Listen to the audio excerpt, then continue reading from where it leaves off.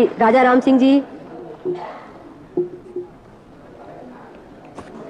सभापति महोदय, मैं राष्ट्रपति के अभिभाषण पर जो धन्यवाद प्रस्ताव पेश हुआ है उसके खिलाफ में बोलने के लिए खड़ा हूँ। सबसे पहले मैं महाकुंभ में जो लोगों की मौतें हुई हैं उस पर श्रद्धांजलि देता हूँ।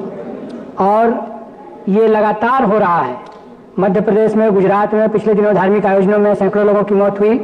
तो ऐसा लग रहा है जैसे सरकार ने एक रणनीति बना ली है कि बड़ा भगदड़ होगा तो ये माना जाएगा कि बड़ी आस्था है देश में। ये रणनीति के तहत ये चीजें हो रही हैं, ये बहुत चिंताजनक है।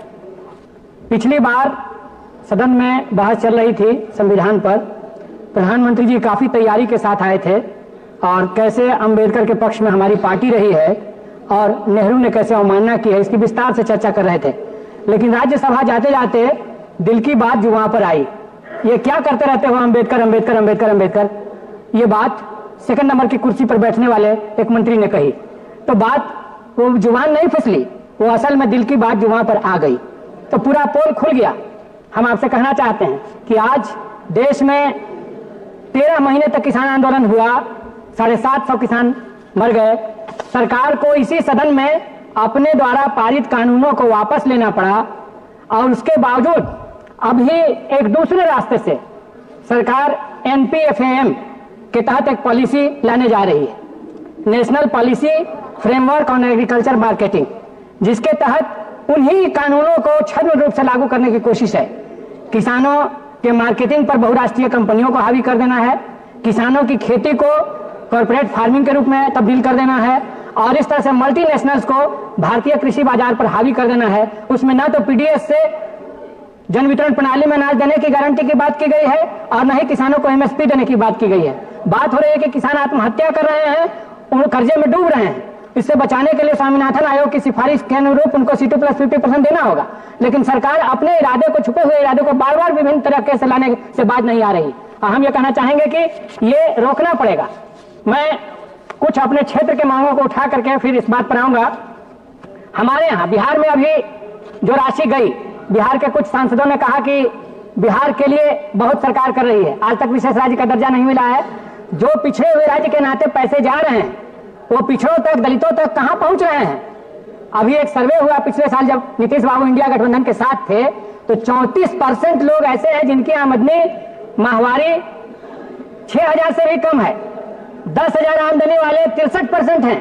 तो ये सवाल उठ गया है कि जो पैसा जा रहा है वो जा कहां रहा है। तो इसलिए मैं कहना चाहता हूं कि बिहार को विशेष राज्य का दर्जा दीजिए।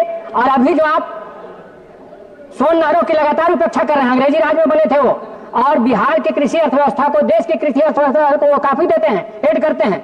इंद्रपुरी डैम की मांग पुरानी है, उसको आप पूरा करिए, सोन नहरों का आधुनिकीकरण करिए। औरंगाबाद बिहटा रेल लाइन, डिहरी जपला रेल लाइन, डिहरी बलिया नई रेल लाइन, इनका निर्माण करवाइए।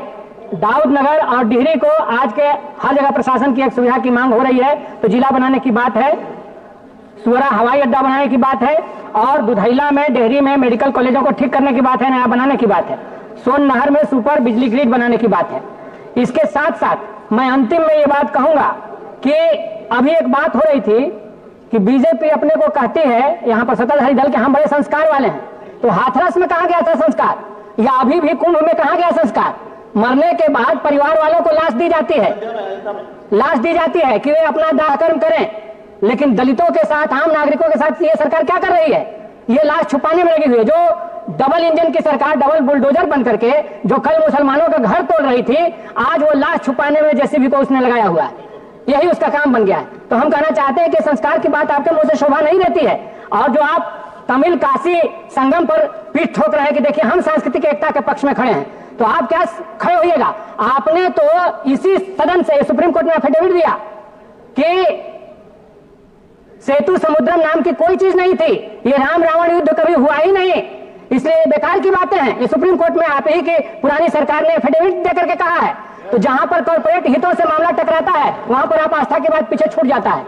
इसीलिए हम कहना चाहते हैं कि ये सांस्कृतिक राष्ट्रवाद नहीं है, ये मतलब की बात है। ये अपने स्वार्थ में जो आपको सूट करता है उसको आप लागू करते हैं, कॉर्पोरेट हितों का आप संरक्षण करते हैं, और कॉर्पोरेट धीरे धीरे विकास के ऐसे मॉडल पर ले जा रहे हैं। 50 लाख का पेड़ काटने का ठेका लेते हैं, 3 करोड़ का काट लेते हैं, पूरे खनिज को बर्बाद करके छोड़ दे रहे हैं, पर्यावरण संकट में है।